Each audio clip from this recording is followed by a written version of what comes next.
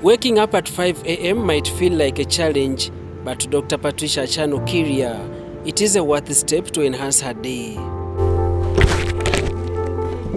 Dr. Patricia rests her title as the Deputy Inspector General of Government to attend to her personal life by being up with the sun as an approach to strategize for a positive day ahead. So I adjusted the program a bit and decided that I would meet you first. How long have you practiced this leaving home as early as 5? Well, I think it's now like over 15 years. Patricia then leaves for a healthy workout in one of the Kampala-based gyms. We have to rise up early because it is said that the early bird catches the worm. Yeah. So when you are an early bird, you are able to do lots of things. Lots of things. Okay. Yes, by the time the rest of the world wakes up, they find that you have gone miles away in your adventure with your activities of the day. In pursuit to understand a woman's progress towards economic empowerment, Dr. Patricia Achan has a rich history worth shared. But it's about being purposeful and intentional, being deliberate. Like I keep telling myself, I think you can do better. I think you can do better. And yet out there, people could be saying, I am doing best. But I also see myself as work in progress. So when you have that attitude, you keep improving every other day. You know that I can be my best. Because when life offers you a challenge, you take every challenge as an opportunity to even launch deeper, to even learn more. So through those challenges, there are lots of lessons that can be learned. Because personally, previously I worked with the Uganda Human Rights Commission. Yes. It was not all that easy, but because I had to move with my head high and learn to sail above the tide, every challenge, if life tossed a lemon, I would make lemonade out of it.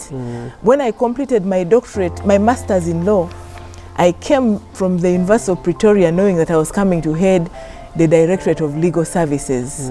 But when I arrived, I was tossed off to education. And I was like, oh my God, what do I do with this law in education? But I looked at it as an opportunity to even speak to myself and say, but now they have tossed you to education. Begin new innovative ways of doing things and change the Directorate of Education. And Daniel, I began drafting training manuals. Training manuals on human rights for UPDF, a training manual on human rights for the prisons and for the police. And I began going out to train up to the 4th division of the UPDF. And the president gave me a honorary title of Colonel when we launched our training manual at the 4th division of UPDF. But it is something about hard work. And after doing the training manuals, I told myself, I think I can now do a doctorate, and a doctorate in law, because I have to be relevant where they have put me. As Uganda joins the rest of the world to celebrate the International Women's Day, Dr. Patricia reflects on the importance of creating an inclusive society through investing in women empowerment by adapting a mechanism of nurturing and training, especially engaging the youth.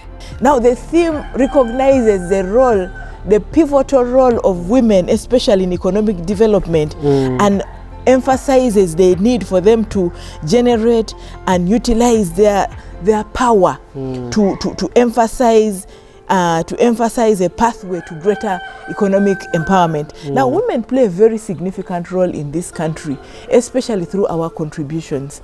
Contributions like in terms of the knowledge. If I do research, the new knowledge I'm adding to the existing knowledge. If I go to the market, I'm contributing to the GDP. If I board that taxi, I'm contributing to taxes and the fuel and so on. If I go and buy greens and prepare, I have helped somebody else. So it's about helping, and in the process of helping, you're actually contributing to economic development. Mentoring and coaching. Yes. Am I right when I say these are part of your leadership skills? Yes. Mentorship and coaching is part of my leadership skills, because I believe that a few years down the road when I retire, I would be very excited to see the people whom I mentored, the people whom I coached, taking on the responsibilities and doing things exactly the way I used to do. I think I would be very excited to see somebody one time speaking like me and saying, you know, I used to do this, I do this. I will be very excited to see somebody taking on the responsibility of Deputy Inspector General of Government and being a role model and inspiring and raising responsible young people out there. It is a way to go. Because as we rise as women, we need to hold the hands of others also and help them also to rise up so that you don't go up alone. According to Patricia, women need to understand the importance of work and being creative to contribute to the well-being of their families. If you found my people on holiday, they would be the ones sweeping the compound, they would be the ones fixing the breakfast, because we have groomed them that everybody must be able to do something. Before you go to watch television, before you watch my television, have you done your homework and assignments? Have you done your part? Is the sink cleared? Have you fixed breakfast? Not just sit there and wait for things to be done. Yes. Going back to the women, how best can women increase their support to be competitive in this world of women work? Can increase their support through building teams.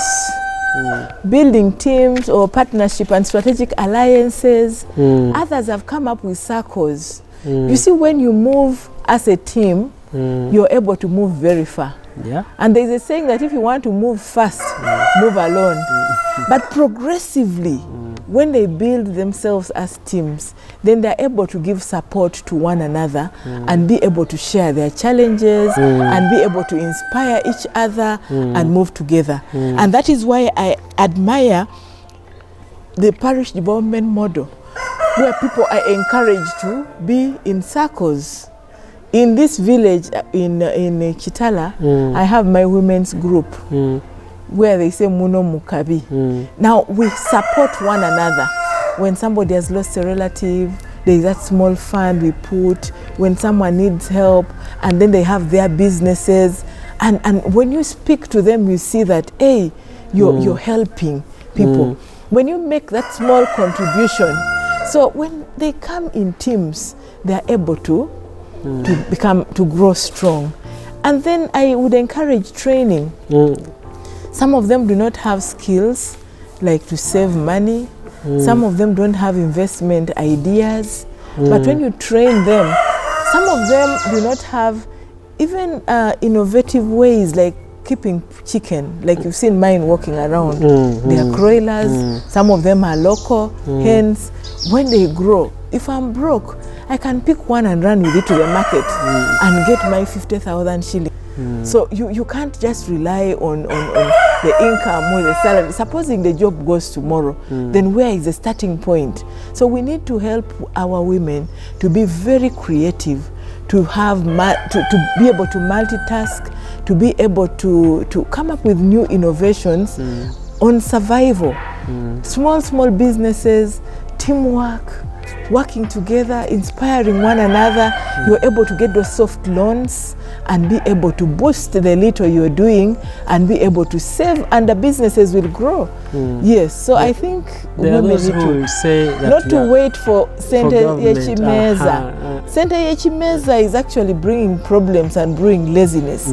Because if I'm to wake up and just find money there on the table and my work is just to spend, but I'm not contributing to it, it is a problem. Doctor, these people will think you are misleading them, because that is one of the areas where they don't want to hear anyone talking ill. Well, as women, we need support. Like even me, I get support. Sometimes I'm given money for saloon, not because I can't afford my own saloon services, but I am given support and I appreciate. You feel cared for. If someone can say, well, you go to the saloon or take you to the saloon and pay off, and that is your spouse, I think it is very, very exciting. Yes, so we need that help also. But I'm talking about what is your own contribution. Are you just going to wait for that center chimeza? You also need to be creative. You also need to multiply that little money. You also need to contribute to the well-being of the family. That's why the Constitution says that the role of upbringing of children is the duty of both parents. You don't only say that it is the man's responsibility. And that is what is making families split. Financial management and responsibilities. There are some men, of course, who have abdicated all the responsibilities to their spouses, to the women. And there are some women also who do likewise. And yet it should be a supportive kind of responsibility where you support one another in order to raise this family, in order to build your home. Yes. Then, which I also notice, which is affecting women. Yes. You are in the best position to answer this.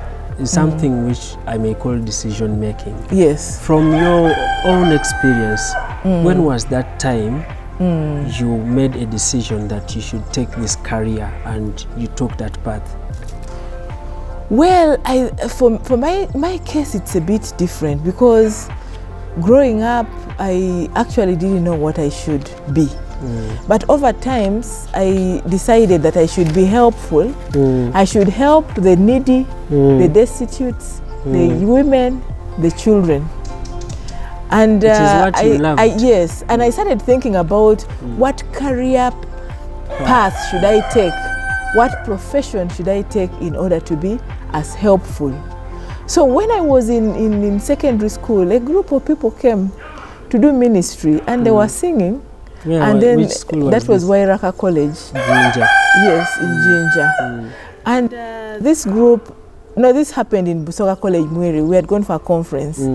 And after singing, they introduced themselves. And there is a lady called Sheila Wamala who said, well, for me, I am a law student in Makerere. And I was like, hey, if a law student can also do ministry for God, that means even if I take on the legal profession, I can be helpful. And I started reading about that. And I decided that I think, much as I'm in senior 1, I think I want to be a lawyer when I grow up because I'll be able to help women, I'll be able to be their advocate, I'll be able to talk about their cause, I'll be able to offer support in that area. And since I was already born again, I thought that was my calling. Yes, and I prayed about it and I saw my career path taking exactly. Even when I found myself in human rights, I was doing human rights law, and it was basically about advocating for the promotion and protection of the rights of people, including women and children. So for me, I got inspired, but today I think the young people need mentorship, career guidance. Dr. Patricia tips on how women in top positions can be active and empower their subordinates. In her position as the Deputy IGG, Dr. Patricia Achan shares the experience of being in charge as a woman, contributing to the development of a country, and how women can deal with the overwhelming challenges. We bite what you can chew. You can't do so many things at a go. You go progressively. So when I'm overwhelmed by challenges, I quickly turn to God and ask for a sense of direction. Those situations come to sharpen us and make us even better leaders. Because as a leader, when you go through an overwhelming challenge and you then begin crying or lamenting, then you will not be inspiring anybody. Everybody will say, look, this is a weak leader. So sometimes we get criticized as well, that you've made a bad decision. But as we make decisions, we make the decisions consciously, with our mind in it, with the backing up of the law. Because like now in my position, the law gives us overwhelming powers. Power to arrest, to institute an investigation, to do a bank inspection order. But much as I have those powers, I have to use them cautiously. I have to think through. I have to think about the implications of them. But there are times you also make mistakes. Like for a human being to err is human. But as a leader, how do you then address that mistake? Do you blame another person? As a leader, it's important for us to own up the mistakes. And someone will say, I think that is where I find you unique. I can go on a national television and I apologize and say, you know, these are mistakes we have made, but going forward, how can we be able to improve? How can we be able to correct the mistakes? The mistake. Yes. What is that worst statement you have ever heard about lawyers? Well, they say lawyers are liars.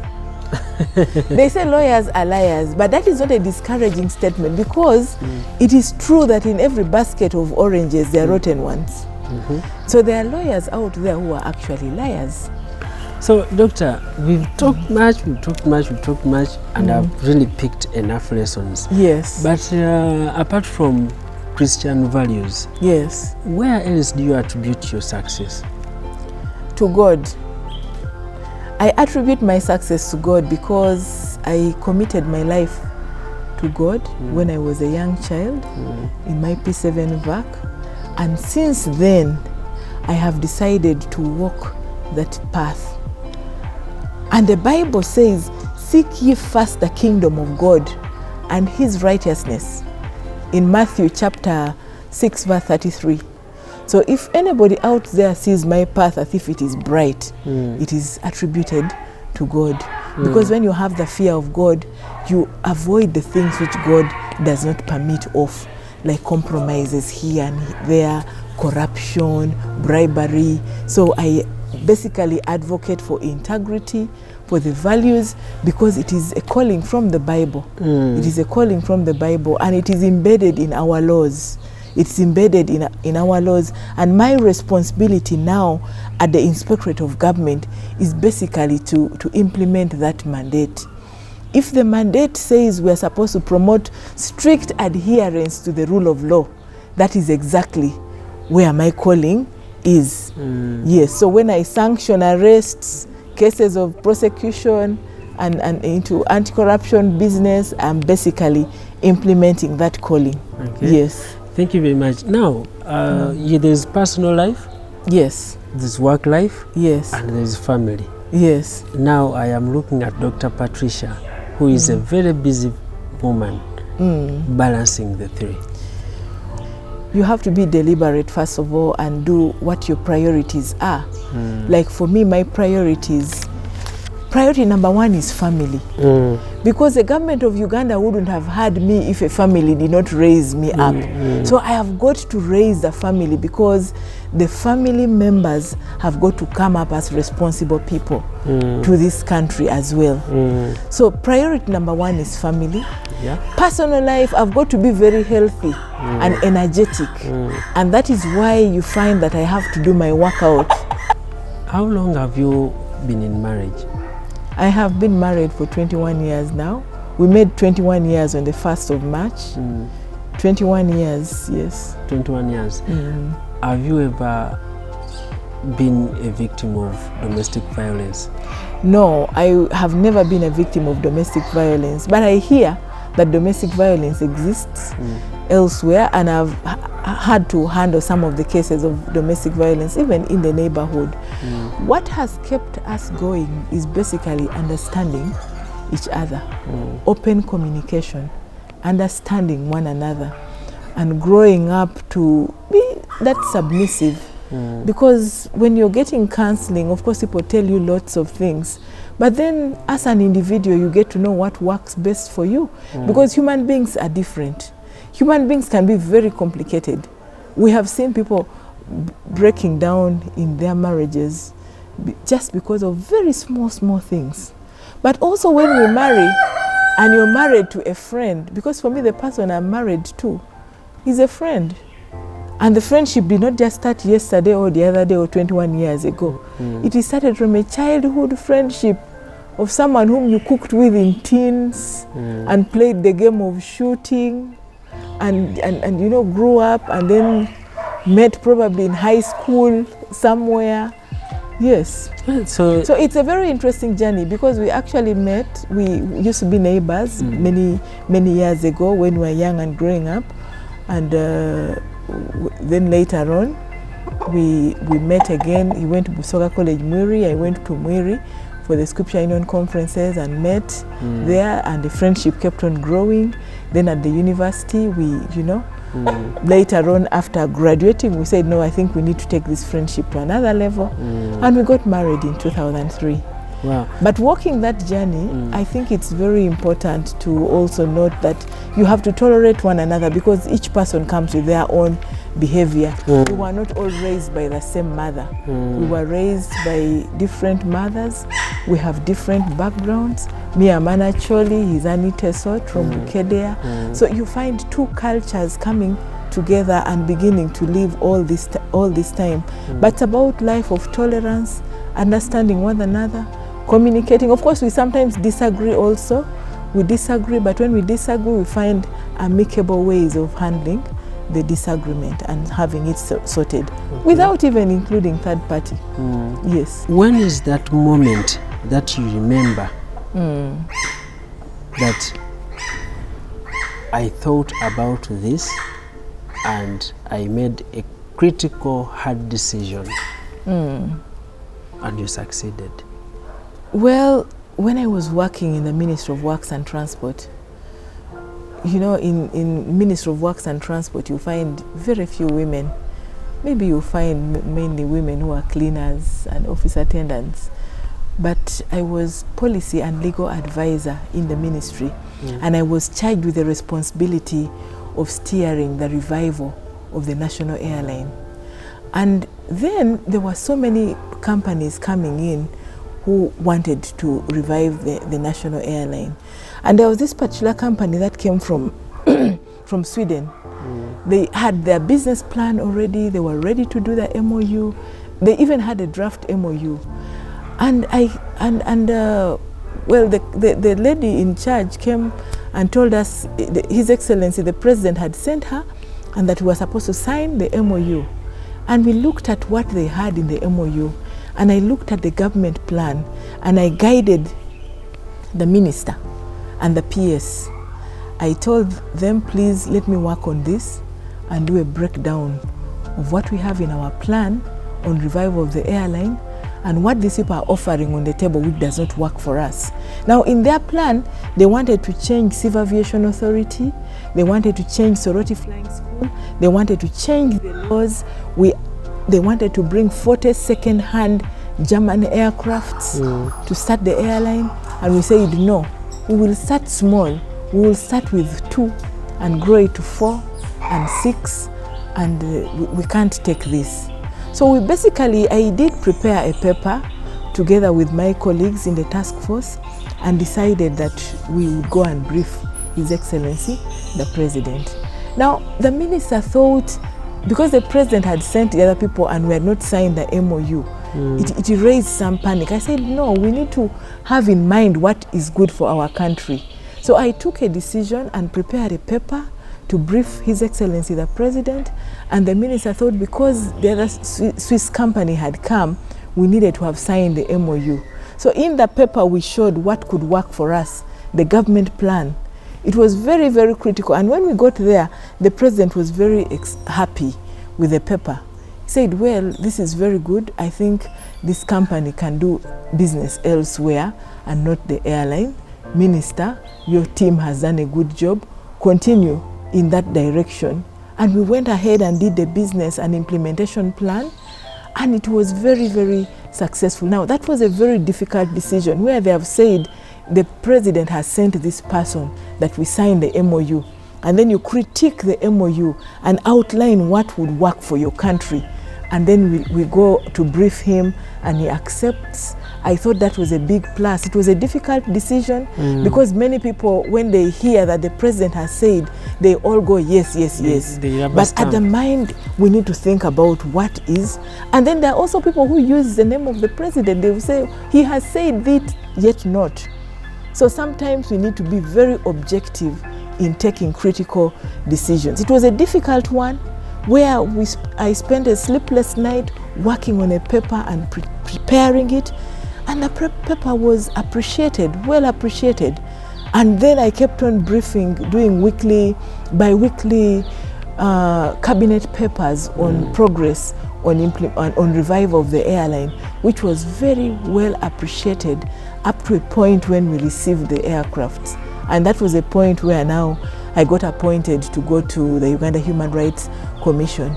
But I think it was well appreciated, my input in that project and other projects, like the road tolling policy for the expressway. I was one of those who participated and supported the Ministry of Works and Transport in drafting that policy, and I see it implemented. It comes with a lot of pride. When I see the aircraft flying, sometimes if I was a child, I would be saying, that is mine. But I feel I feel satisfaction as a woman to contribute in that area. So I believe women can make their contributions in different areas, which can be a plus and highly appreciated and contribute to national development in this country. Currently, in the war against corruption, it is very, very challenging, where people say, you know, this corruption cannot be done away with. But what is my role as Patricia? My role is to do mindset change, to train people, much as I'm doing the other approach of sanctioning the cases as well. But mindset, the presence of the inspectorate on the ground. Last week I was in Palabek, in Lamo, deep in northern Uganda, and I was monitoring government projects. So I think we can contribute differently. Some people will say, no, as the inspectorate of government, you don't have to go so low. But I feel that the presence of the institution at the grassroots is very, very important. And we have trained community monitoring groups to be able to monitor government projects and report to us for our action. So when I go down to the grassroots, I feel it's very, very important. Yes. What are the common problems you see in women? The common problems I see in women is to do with economics empowerment. Because on the countryside, you will see women going to the garden, going to the market. Their husbands are going to the trading centers to gamble, and in the evening in Eastern, you see them around the Marwa joints. But it is important for them to get support, of course, with a lot of engagements. Now you will see men also going to the garden, and some of them, you know. But previously it is left to the women. And via economic empowerment, they need that resource, that capital. That is why I'm applauding the president for the parish development model, because if women can have access to those resources, even if it's just $1 million, Daniel, you don't know how big $1 million shillings is in Kaberamaido, in the village. $1 million can do a lot of work. If someone can buy that bull at $1 million and be able to plow gardens, if someone can buy those 7 goats, and you know how goats multiply very fast, if someone can buy things and sell and get back that, or do poultry. So women, when they are empowered economically, we go a long way. But of course, there are also stories of how the men wait for the woman to bring that money and take it to marry other women. Have you heard those stories? Yeah, I've heard So women go through lots of challenges. Can you imagine, I bring my money, then you use it for going to get a co-wife to come and destabilize us? It's a problem. It's a very big problem. But women, it's basically about economic empowerment. Then they need to be taught how to be submissive and respectful. There are women who become corporate and then they become disrespectful to their spouses. Now, because they have done their fingernails, they no longer want to scrub saucepans, they no longer want to do house chores, they are now insubordinate, you know. That is how stories of domestic violence comes in at times. When someone is disrespectful, when someone thinks they have arrived, they no longer talk to the other one because the other one earns little, and so on. Then they begin pulling strings, and then, you know, fights come in and so on. Yes. Thank you very much, Dr. Patricia. Thank you for your time, and I really appreciate the time you've given to us. I'd also appreciate the tolerance and the environment that you have treated us here today. Yes. It really brings a question in my mind, asking whether Dr. Patricia gets stress in any way. I do, but I know how to manage. Yes. We hope to get you next time. Okay, thank you very much. Thank you for the resourceful information. Yes. and we shall use it accordingly. Okay. God bless you. Bless you too.